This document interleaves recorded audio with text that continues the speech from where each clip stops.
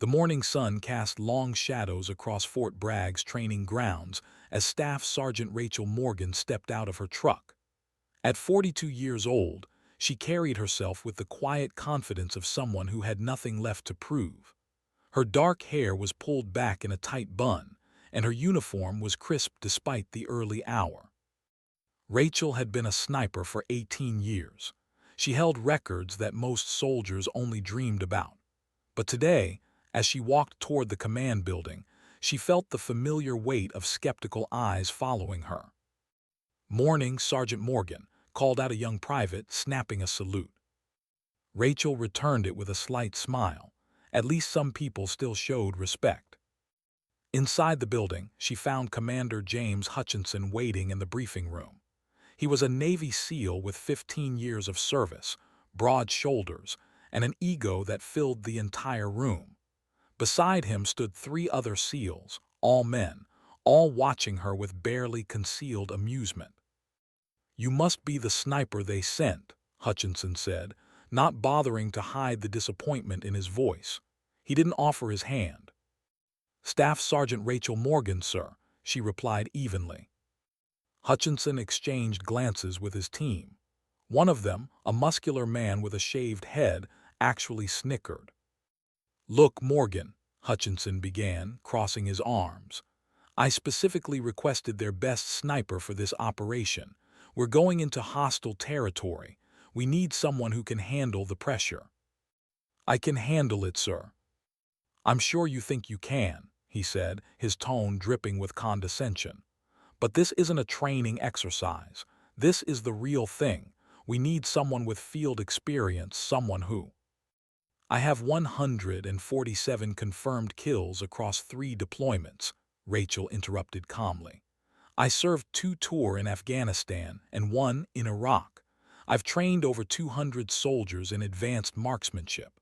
I currently hold the record for longest confirmed kills shot in this division." The room went quiet for a moment. Hutchinson's jaw tightened. "Records on paper don't mean much when bullets start flying," he said finally. "Maybe you should go home. Let us handle this with someone more suitable." The word stung, but Rachel had heard worse over the years. She'd learned long ago not to let it show. "With respect, sir, I was assigned to this mission by General Patterson himself. If you have concerns about my qualifications, you'll need to take them up with him."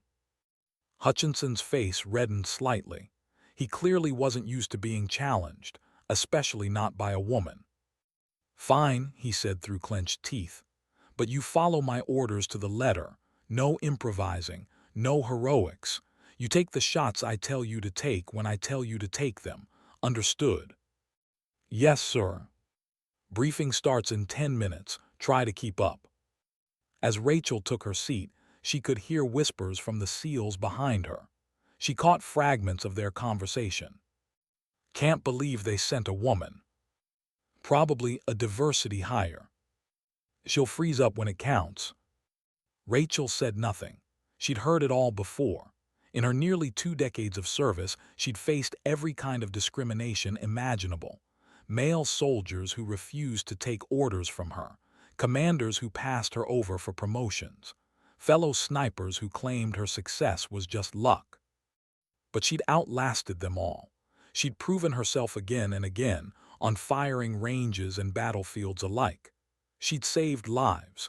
She'd completed impossible missions.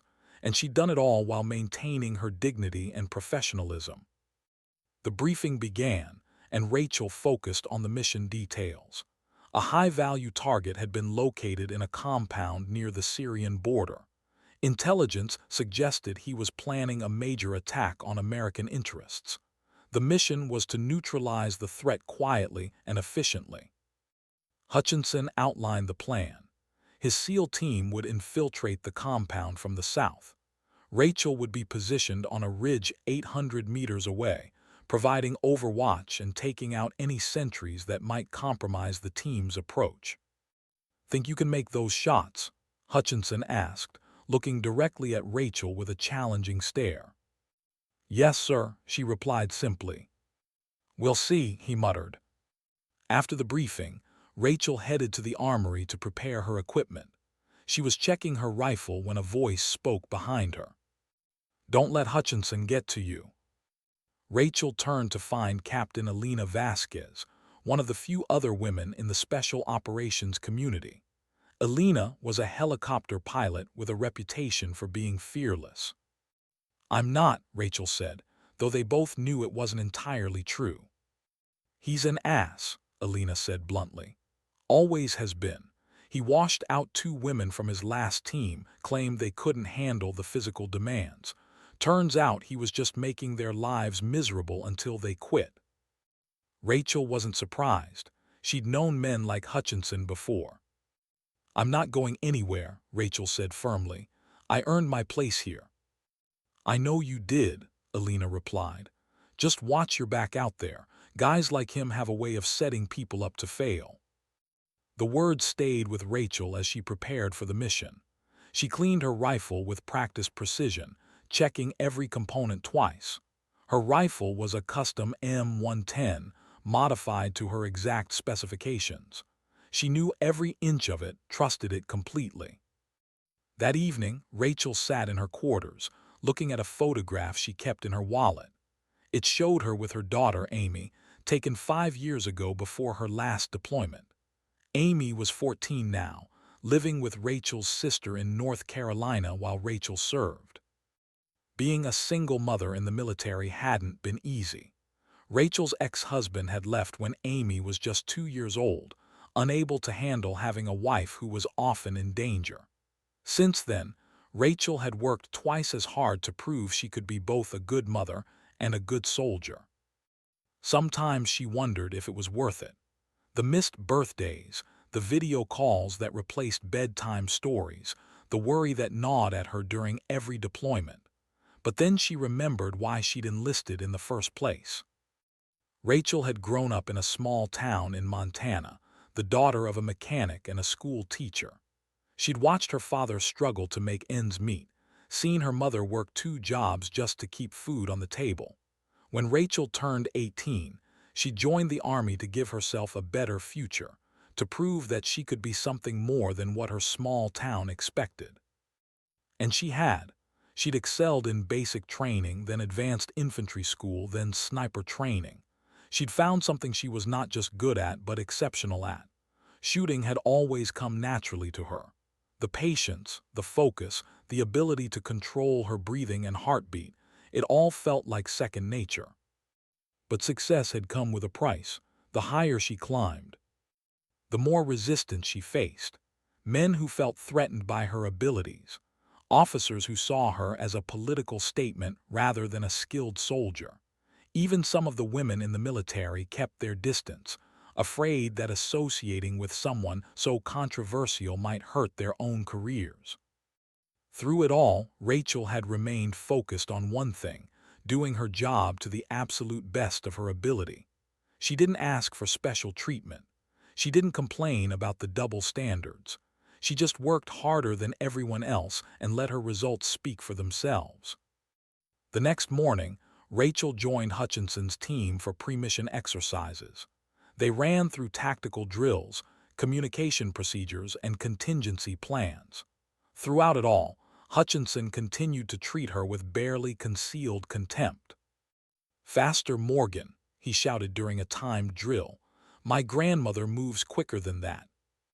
Rachel bit back a response and pushed herself harder. She finished the drill with the second best time in the group, just 3 seconds behind Hutchinson himself. He didn't acknowledge her performance. Instead, he found fault with how she'd cleared a corner, claiming she'd exposed herself to potential enemy fire for a fraction of a second too long. During a marksmanship drill, Rachel put every round through the center of the target at ranges from 200 to 1,000 meters. Hutchinson walked past without comment, then praised one of his SEALs for a grouping that was noticeably wider than Rachel's. By the end of the day, Rachel was exhausted, not from the physical demands, but from the constant mental strain of being scrutinized and dismissed. That night, she called her daughter. "Hey, baby," Rachel said when Amy's face appeared on the screen. "Mom, Amy's smile made everything worthwhile. "How are you?" "I'm good, missing you." "I miss you too. When are you coming home?" Rachel's heart ached. "Soon, honey. I've got one more mission and then I'll have leave. We can spend 2 whole weeks together." They talked for 20 minutes about school, Amy's friends, and a boy Amy insisted she definitely did not have a crush on. Rachel soaked in every word, every laugh, every detail of her daughter's life that she was missing. After they hung up, Rachel sat in the darkness of her quarters, feeling the familiar loneliness that came with every deployment. She thought about Elena's warning, about Hutchinson's hostility, about the mission ahead. She thought about all the times she'd been told to go home, to give up, to accept that this world wasn't meant for her. The mission launch was set for 0300 hours. Rachel woke at midnight, her body already attuned to the rhythms of combat operations. She dressed in silence, checked her gear methodically, and made her way to the briefing room. Hutchinson was already there with his team, going over last-minute details. He glanced up when Rachel entered but didn't acknowledge her presence. "Listen up," he said to the room. "This is a straightforward operation. We go in quiet, neutralize the target, and extract. Morgan will provide overwatch from Ridge Point Charlie. She takes out sentries on my command and my command only. Questions?" One of the SEALs raised his hand. "What if Morgan misses?" The question hung in the air like an accusation. Rachel felt every eye in the room turn to her. "She won't miss," Hutchinson said, surprising her. "Because if she does, we'll all be compromised and this mission becomes a bloodbath, so she better be as good as her record claims." It wasn't exactly a vote of confidence, but it was something. They loaded into helicopters as the first hint of dawn touched the horizon. Rachel sat alone in one corner, running through mental calculations. Wind speed, humidity, temperature, bullet drop. She'd made shots like this dozens of times before, but each one required absolute precision. The helicopters dropped them 10 kilometers from the target. Hutchinson's team would approach on foot, while Rachel made her way to the ridge. She'd have to move fast to get into position before the SEALs reached the compound. "Radio check," Hutchinson's voice crackled in her earpiece. "Morgan, good copy," Rachel responded. "You've got 90 minutes to get in position. Don't be late." Rachel moved through the darkness with practiced ease. The terrain was rough, rocky outcroppings, loose scree, steep inclines, but she'd trained in worse. Her rifle was strapped to her back and she carried minimal gear to maintain speed. She reached Ridge Point Charlie with 20 minutes to spare. The position was perfect, a natural rock formation that provided cover while offering a clear line of sight to the compound below. Rachel set up her rifle, checking the scope and adjusting for the environmental conditions. Through her scope, she could see the compound clearly. It was larger than the intelligence photos had suggested, with multiple buildings surrounded by a concrete wall. She counted 6 sentries on the perimeter, all armed with AK-47s. "In position," Rachel reported. "Copy that," Hutchinson replied. "We're beginning our approach. Call out any movement." Rachel settled into the familiar rhythm of Overwatch. Her breathing slowed, her heart rate dropped. The world narrowed to what she could see through her scope. For the next 30 minutes, she watched and waited. The sentries moved in predictable patterns, changing positions every 10 minutes. She marked their routes in her mind, calculating the best sequence for taking them out. "Sentry 1 is turning south," she reported. "Sentry 3 is, wait." Through her scope, Rachel saw something that made her blood run cold. A truck was approaching the compound from the east, a direction the intelligence report had said was unused. "Hutchinson, we've got a vehicle approaching from the east. Looks like a supply truck, 4 occupants visible." "Can you see what they're carrying?" Rachel adjusted her scope's magnification. In the truck bed, she could see wooden crates being secured by the passengers. "Negative on contents, crates are closed." Probably supplies, Hutchinson said dismissively. Hold position. But something felt wrong. Rachel watched as the truck reached the compound gates. The sentries didn't challenge it. They opened the gates immediately as if they were expecting it. Hutchinson, this doesn't feel right. The sentries are acting like this was scheduled. Your job is to watch and report, Morgan, not to analyze. We stick to the plan. Rachel bit back her response. Through her scope, she watched as the men unloaded the crates and carried them into the main building. Then she saw something that confirmed her suspicions. One of the crates slipped from a man's hands and split open. Inside were weapons. Not the standard AK-47s the sentries carried, but advanced hardware. She could see what looked like anti-aircraft missiles. Hutchinson, abort. I repeat, abort the mission. Those crates contain heavy weapons, possibly SAMs. This is bigger than our intelligence suggested. Negative, Hutchinson snapped. We're too close to turn back now. You're probably seeing things in the dark. Sir, I know what I saw. I said negative. Maintain your position and follow orders. Rachel's mind raced. Every instinct told her something was wrong. The weapons, the timing of the truck's arrival, the way the compound was suddenly much more active than it should have been at this hour. Hutchinson, please, we need to pull back and reassess. Morgan, if you can't handle the pressure, say so now. Otherwise, shut up and do your job. Through her earpiece, Rachel could hear the SEAL team moving into position. They were committed now, approaching the southern wall of the compound. Then everything went wrong at once. Floodlights blazed to life around the compound. Alarms started blaring. Rachel watched in horror as dozens of armed men poured out of the buildings, far more than intelligence had predicted. It's a trap, Hutchinson shouted. Fall back, fall back. Rachel's training took over. Through her scope, she began taking shots, dropping sentries who were aiming at Hutchinson's retreating team. One shot, one kill. She worked methodically, providing cover fire as the SEALs ran for their lives. But there were too many enemies. For everyone she took down, two more appeared. Morgan, we need suppressing fire on the northeast tower, Hutchinson yelled. Rachel swung her rifle toward the tower. 3 men were setting up a heavy machine gun that would cut the SEAL team to pieces. She took a breath, held it, and squeezed the trigger 3 times in rapid succession. All 3 men fell. Tower's clear, keep moving. The SEALs made it to a small ridge that provided temporary cover, but they were pinned down. Bullets tore through the air around them, kicking up dirt and stone. We're stuck, one of the SEALs shouted. They've got us zeroed. Rachel scanned the compound. The enemy fighters were coordinating their fire, using professional tactics. This wasn't a random group of insurgents. This was a trained military force. Hutchinson, you've got a technical with a mounted gun moving to flank you from the west. Can you take it out? The technical, a pickup truck with a heavy machine gun mounted in the bed, was moving fast, bouncing over the rough terrain.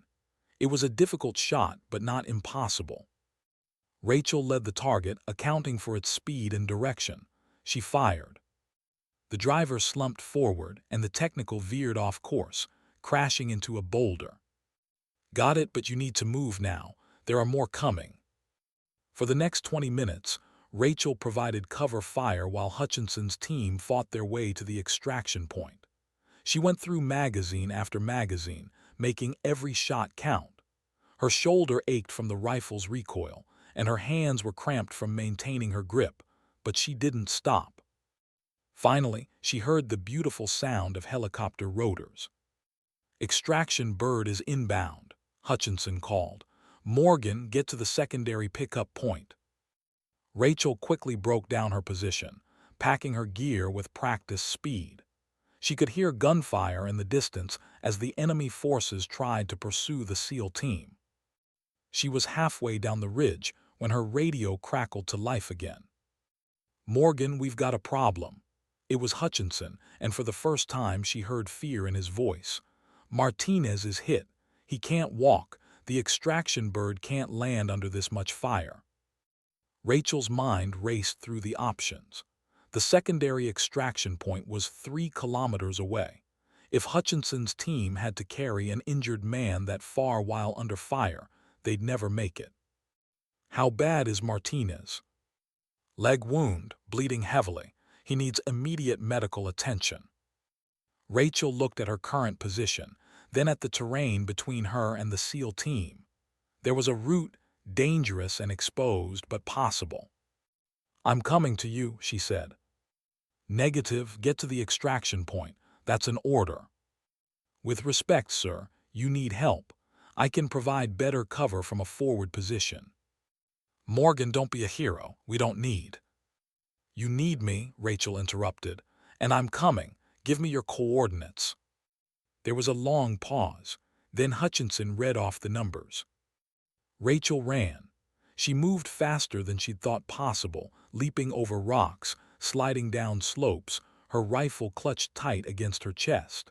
Behind her, she could hear the enemy forces spreading out, searching for the Americans who had attacked their compound. She reached Hutchinson's position in 12 minutes. The SEALs were huddled behind an outcropping of rocks, taking sporadic fire from the compound. Martinez lay on the ground, his face pale, his hands pressed against his thigh where blood seeped through his uniform. Hutchinson stared at her as she slid into cover beside them. "You're insane," he said. "Probably," Rachel agreed. She pulled out her medical kit and moved to Martinez. "But let's save him first, judge my sanity later." She worked quickly, applying a tourniquet and pressure bandages while bullets pinged off the rocks around them. Martinez gritted his teeth against the pain but didn't cry out. The extraction helicopter circled overhead, unable to land due to the intense ground fire. Rachel assessed their situation with a tactical eye. They were pinned down, low on ammunition, and carrying a wounded man. The enemy forces were closing in from 3 sides. "We need to break their assault," Rachel said. "If I can take out their commanders, the rest might scatter." Hutchinson looked at her skeptically. "You can identify their commanders from here." "Watch me." Rachel set up her rifle and scanned the approaching forces through her scope. She was looking for specific tells, men who hung back slightly, who directed others' movements, who carried better equipment. There, a man in his 50s, wearing a tactical vest, pointing and shouting orders. Rachel tracked him for 3 seconds, then fired. He dropped. The enemy forces faltered slightly, confused by their commander's sudden death. Rachel found another leader, this one coordinating a flanking movement. Another shot, another kill. The enemy's organized advance began to break down into chaos. "Keep them confused," Rachel said. "I'll keep picking off anyone who tries to take command." For the next 10 minutes she worked methodically, targeting anyone who tried to rally the enemy forces. Without leadership, their attack lost coordination.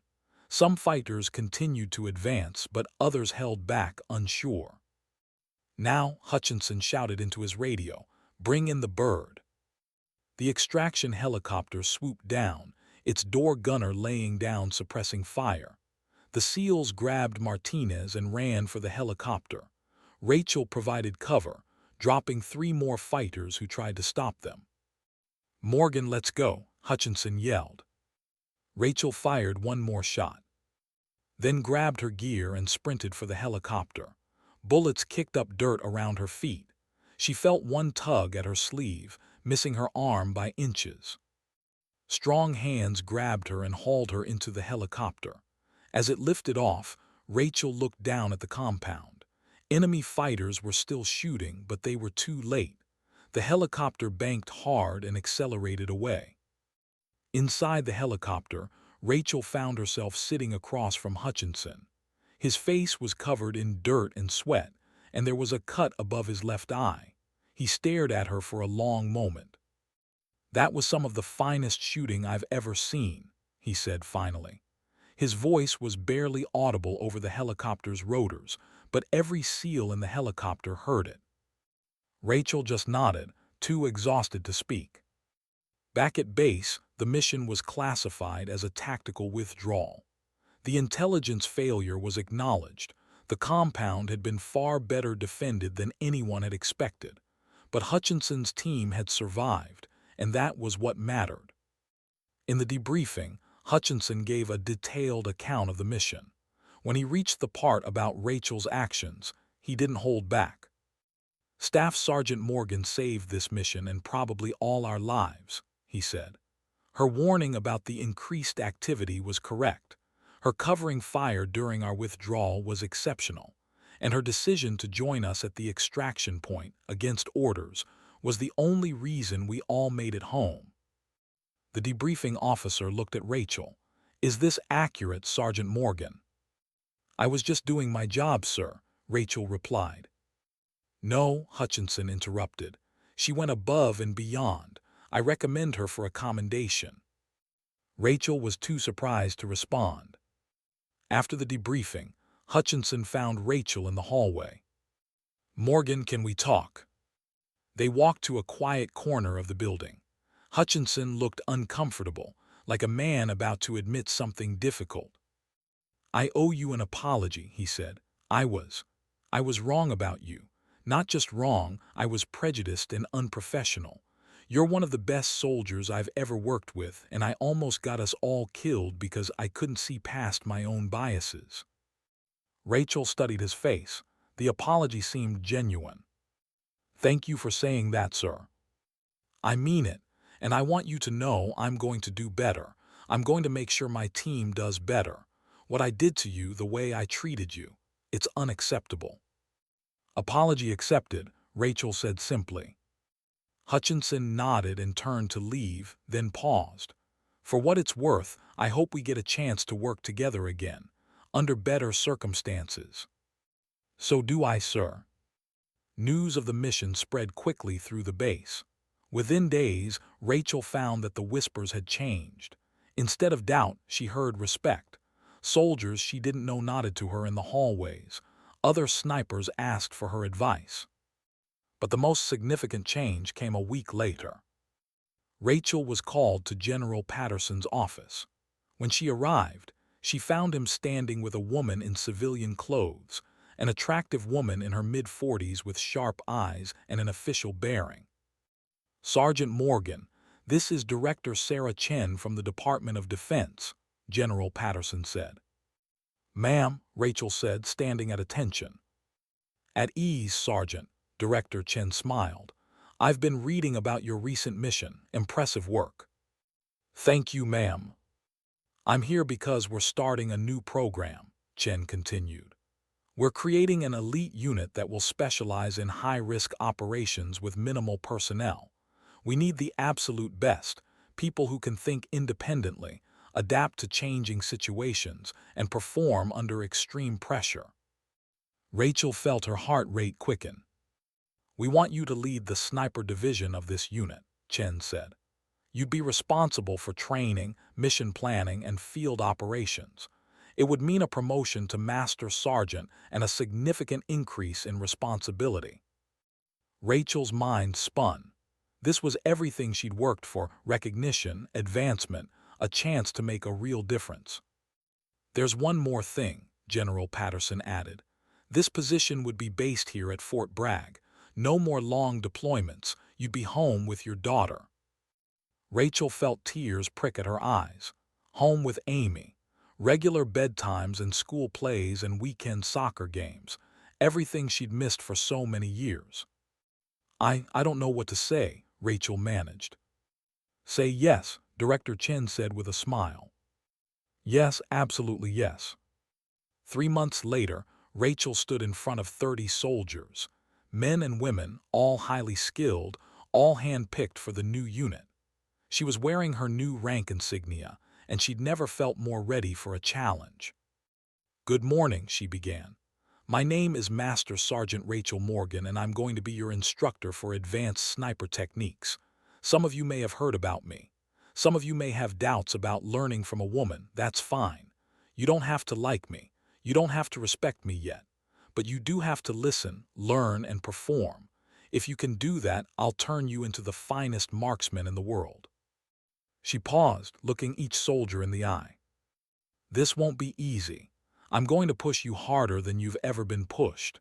You're going to want to quit. But if you stick with it, if you trust the process and trust me, you'll become part of something extraordinary." One soldier raised his hand, a young sergeant with a skeptical expression. "Yes," Rachel said. "Ma'am, with respect, what makes you qualified to train us? I've been shooting since I was 6 years old." Rachel smiled. She'd expected this. "That's a fair question. Tell you what, we're going to the range this afternoon. You pick the distance, you pick the target. If you can outshoot me, I'll buy you a beer and recommend you for my job. If I outshoot you, you give me your full effort for the duration of this course. Deal?" The soldier grinned. "Deal, ma'am." That afternoon, the entire class gathered at the range. The young sergeant chose a target at 1,200 meters, an ambitious distance even for experienced snipers. Rachel set up her rifle calmly. She checked the wind, adjusted her scope, and controlled her breathing. Then she fired 5 shots in rapid succession. All 5 hit the target's center mass. "Your turn," she said to the young sergeant. He took his position, clearly nervous now. His first shot missed. His second hit the edge of the target. His third, fourth, and fifth shots improved, but none matched Rachel's precision. "Good shooting," Rachel told him genuinely. "You've got natural talent. With training, you'll be exceptional." The soldier looked at her with new respect. "Thank you, ma'am. I'm ready to learn." "Good, because we start at 0500 tomorrow." That evening, Rachel sat on the porch of her new quarters, a small house on base where she and Amy could finally live together. Amy was inside, doing homework at the kitchen table, occasionally calling out questions that Rachel would answer. Rachel's phone buzzed. It was a text from Alina Vasquez. "Heard about your new gig. Congratulations. Told you Hutchinson was an ass." Rachel smiled and typed back, "Thanks. Turns out even asses can learn." As the sun set over Fort Bragg, Rachel thought about her journey. All the time she'd been told to go home, to give up, to accept that this world wasn't built for her. All the obstacles she'd overcome, the doubts she'd faced, the battles she'd fought, both on the field and off. She'd proven that excellence knows no gender, that skill matters more than prejudice, that determination and talent will eventually be recognized, even in the most resistant environments. But more than that, she'd opened doors for others. The women who would come after her would have an easier path because Rachel had walked it first. They would face fewer doubts because Rachel had erased them with her actions. "Mom," Amy called from inside, "can you help me with this math problem?" "Coming, baby," Rachel called back. She took one last look at the setting sun, then went inside to help her daughter with homework. For the first time in years, she felt completely at peace. She'd earned her place. She'd found her home. And tomorrow, she'd help a new generation of soldiers find theirs. The legend of the female sniper who defied expectations and saved a SEAL team had already spread throughout the military community. But for Rachel, the real victory wasn't in the legend. It was in the life she'd built, the respect she'd earned, and the future she'd helped create.